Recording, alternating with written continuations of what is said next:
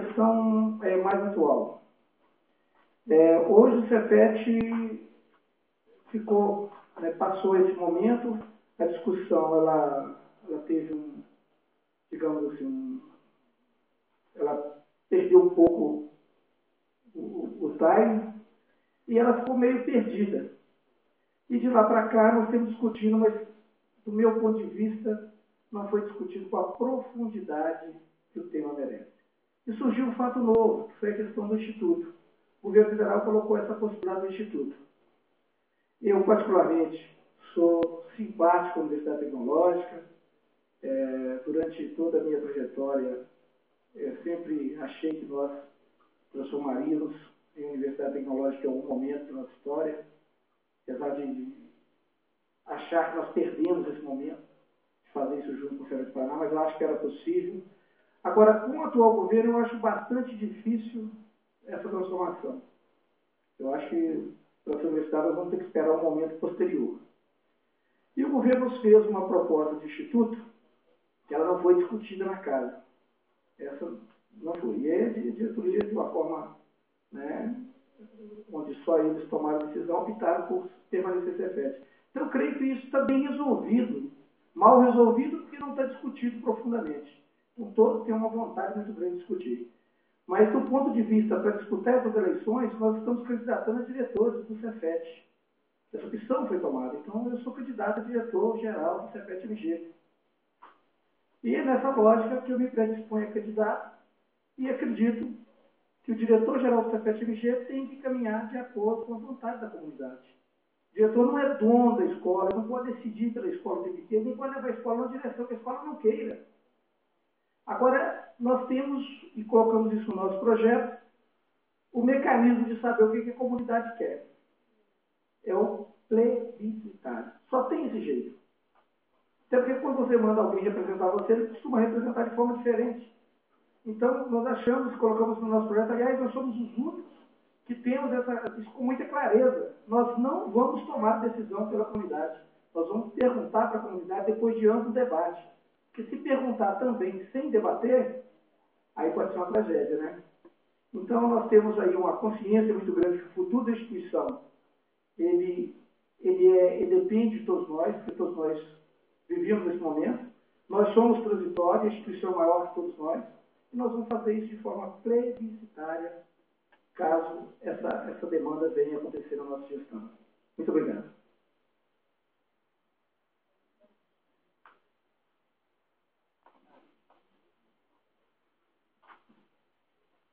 Professor Antônio Souza Reis. Boa tarde.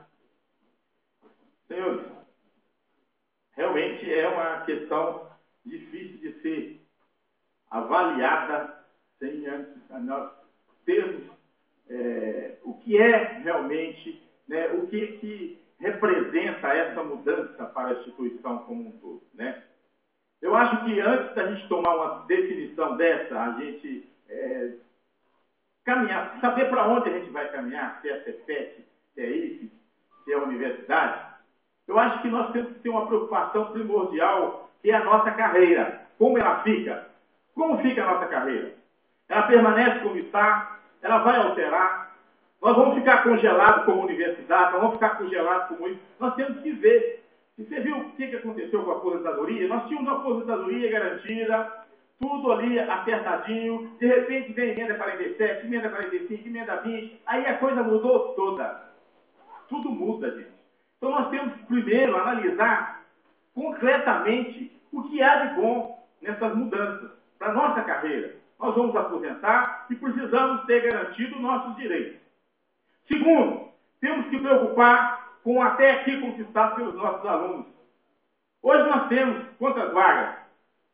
Nós temos um curso de qualidade, nós temos recursos para manter essa instituição até aqui. Então nós temos que preocupar com a nossa carreira e temos que preocupar também com a formação dos nossos alunos.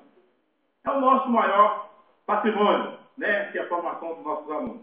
Então, é uma discussão que realmente ela tem que ser colocada à prova e tem que ser colocada para todo mundo, para que todos discutam e todos saibam em que nós estamos entrando. Por quê? depois não vai adiantar. Depois da mudança, depois da coisa acontecida, não vai ter como voltar atrás. Então eu acho que deve ter uma discussão de preferência jurídica, né? Uma discussão jurídica para poder analisar os aspectos dessa mudança em todos os seus níveis, em todos os seus sentidos, para a gente saber o que a gente ganha ou o que a gente perde, ou se a gente fica na situação que a gente está hoje. O certo é, nós não podemos colocar em risco o que já está aqui garantido, o que nós já conquistamos. Agora, com relação, se eu tivesse que tomar essa decisão sozinha, realmente eu ia ficar numa situação complicada. Por quê? Porque eu não ia arvorar, né, de ser o cara que determinou aquilo que é certo para todos, aquilo que tem que ser feito da forma que eu acho que deve ser, ok? Muito obrigado.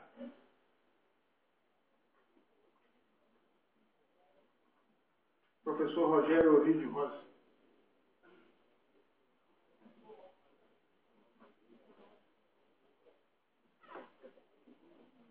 Bom, antes de iniciar minha fala, eu quero uma questão de esclarecimento. Com relação à pergunta.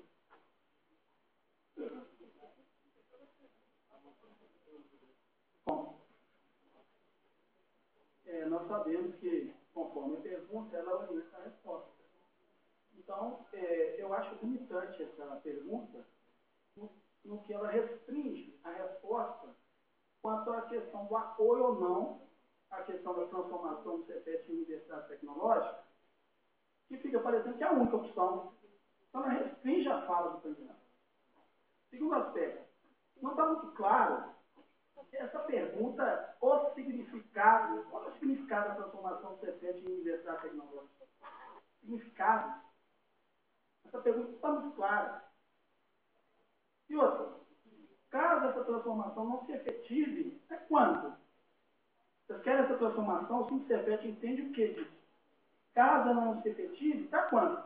E se você colocar isso aqui no tempo, fica uma resposta equivocada, assim, uma pergunta que a gente não tem por onde pegar. Ou seja, essa pergunta parece assim aos candidatos da época. Um balcão de negócios. Você apoia ou não apoia? Se você não apoia, você tem voto. Se você deixa de apoiar, tem voto. O que é isso? Essa pergunta é um pouco estranha. Eu queria esclarecimento. Perfeitamente. Porque eu não vou entrar numa pergunta dessa assim. Eu quero esclarecimento. Debate é isso.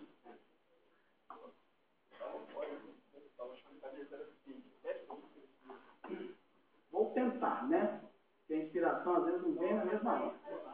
Ô Paulo, você é físico como eu, sabe que dependendo da pergunta que você passa, você induz a resposta. Ou limita a resposta. Então, veja bem, eu pedi uma questão de esclarecimento, porque coloca para o candidato, desde 2003, está colocado aí, né? Se ele apoia ou não a proposta de transformação em universidade tecnológica, ou coisa do tipo, mas essa é uma pergunta limitante para o candidato, porque tem outras opções e não estão colocadas na pergunta. E aí, se você coloca dessa forma limitante, veja bem, parece um balcão de negócio, ou seja, se o candidato se arvora a responder que é favorável ou não, ele tem voto ou não, até do sindicato que vota. E eu não acho isso muito justo. Um minutinho. Justo. A outra coisa, já que você pediu que eu repetir, falar assim, o significado da transformação do CEPET vigente em universidade. Significado? Está muito vago isso para a gente responder, ué. Significado? O que significa o belo? Está filosófico. E aí, finalmente, caso essa transformação não se efetive, não colocou quando? Quem vai assumir aqui vai assumir por 4 anos. Pode ser que se efetive no final do mandato dele. E aí? Então, eu queria esclarecimento para detalhar isso, porque senão não é tempo, não. Antes de mais nada, eu como diretor do sindicato, eu acho que você fez mal uso do microfone, e, portanto, eu peço que esse tempo seja descontado da resposta. Todos têm o mesmo tempo de fala. A pergunta está bem clara, porque como nós queremos saber se os casos CEPET não se transformam em universidade, o que você pensa em fazer? Manter a instituição como está, aderir ao IFET? A gente quer saber o que você pensa sobre esse respeito. A resposta, vamos falar, se a pergunta não está clara para você, é a mesma pergunta que o estudante faz em prova. O entendimento da pergunta faz parte da avaliação. Beleza? Quanto tempo de fala dele?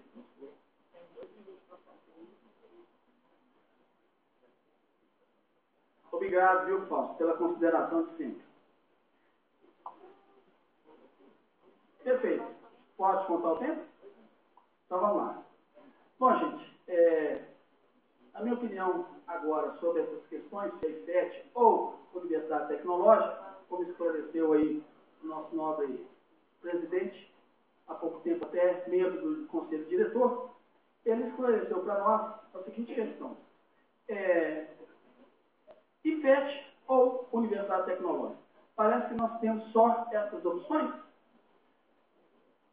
Esse contexto é colocado na pergunta.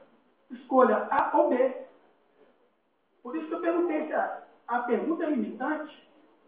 Nós temos outras opções. Nós temos outras opções. O que se coloca é isso. Essa orientação equivocada à revelia. E fecham os nossos horizontes.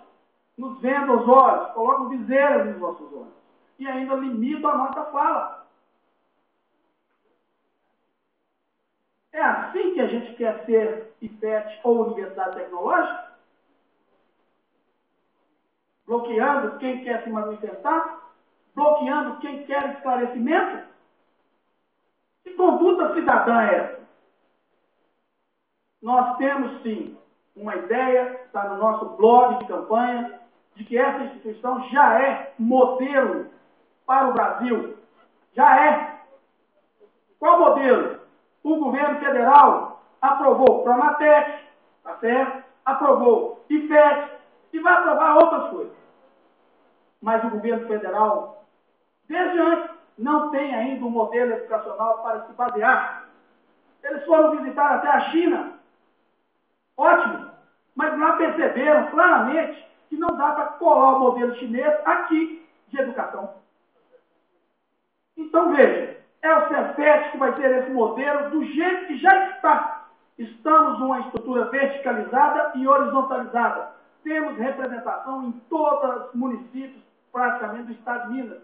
Nenhuma outra instituição no Brasil tem essa condição de ser a alavanca educacional para o MEC.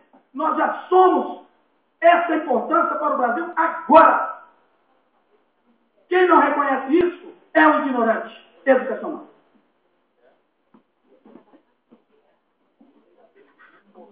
Professor Márcio Silva Basílio. A mesa não cortou hoje, só que você também manobrou aqui dentro.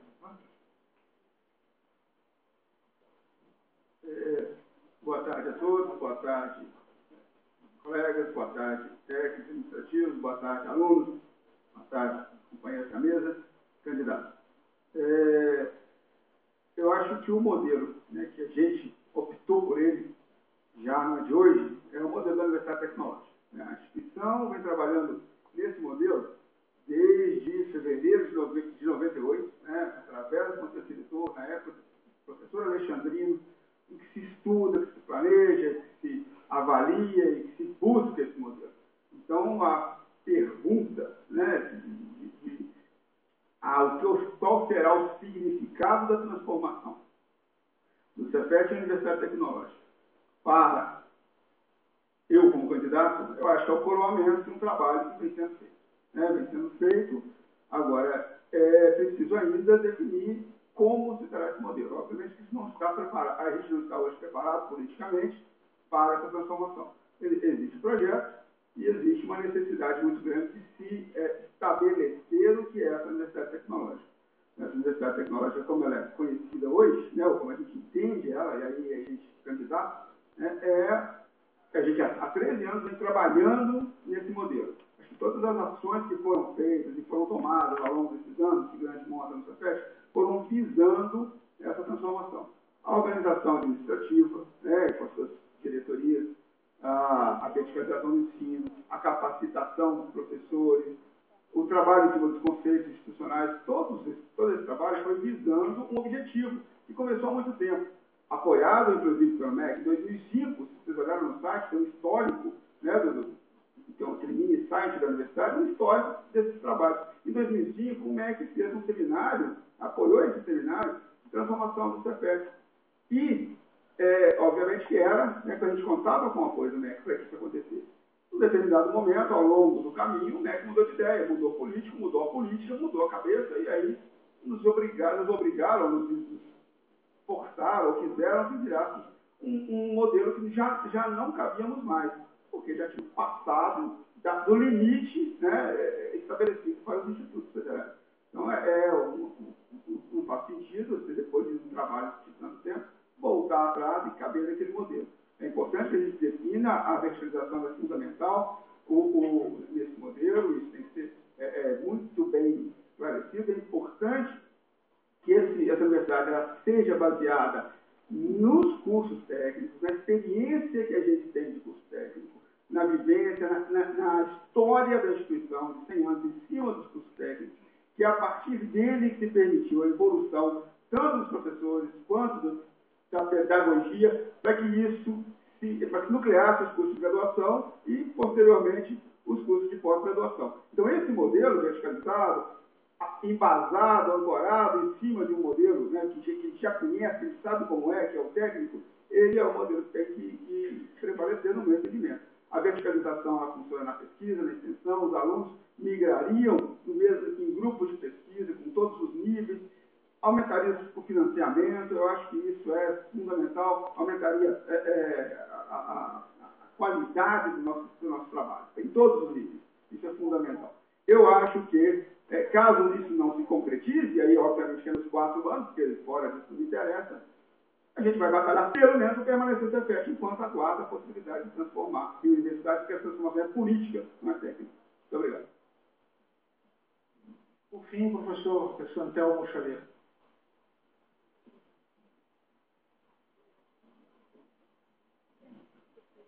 Boa tarde a todos e todas que se encontram aqui nesse auditório, aos representantes do CEPET, aos colegas que se colocam como candidatos, inscritos e homologados.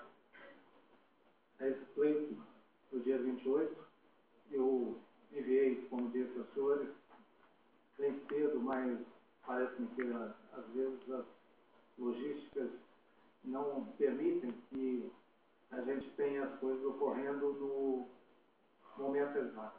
Eu sou professor, sou engenheiro e começo pela minha apresentação, então. Sou professor, sou engenheiro, entrei para o ensino técnico em 1980, 20 de dezembro de 3 de março de 1980. 3 de março de 1980, na Escola Técnica Federal de Ouro Preto, como professor colaborador. Estive aqui período 84-87, trabalhando pela área de edificações. Também trabalhando como administrativo no Departamento de Integração Escola-Empresa pela Diretoria de Relações Empresariais. O professor Ragozino Antônio Carlos Ribas, na gestão do professor Hélio Música. E subsequentemente, voltei para essa casa após concurso público por títulos e provas para ser docente da área de segurança do trabalho pela Escola Técnica Federal de Ouro Preto. 2 anos após, voltei para casa, onde estou até no presente momento na área de estradas e também cresceu para transporte externo. Já representei essa casa em encontros de reitores, na gestão do professor Carlos Alexandrino e em outras oportunidades, já fui assessor de ensino também, do professor Ronaldo Avelar e assim subsequentemente. A minha visão é o seguinte, que todo planejamento estratégico ele tem oportunidades e tem ameaças. E como a pergunta fala aqui, em 2003, eu acho que nós tivemos tempo suficiente para que todo mundo aqui pudesse ter sido esclarecido e tivesse feito exatamente parte desse planejamento. Porque o planejamento ele pode ser engessado quando feito por pequenos grupos, ou pode ser um planejamento muito mais forte quando todo mundo é unido. E se todo mundo é pai de uma criança, a gente consegue fazer com que a gente consiga a concepção dos nossos objetivos.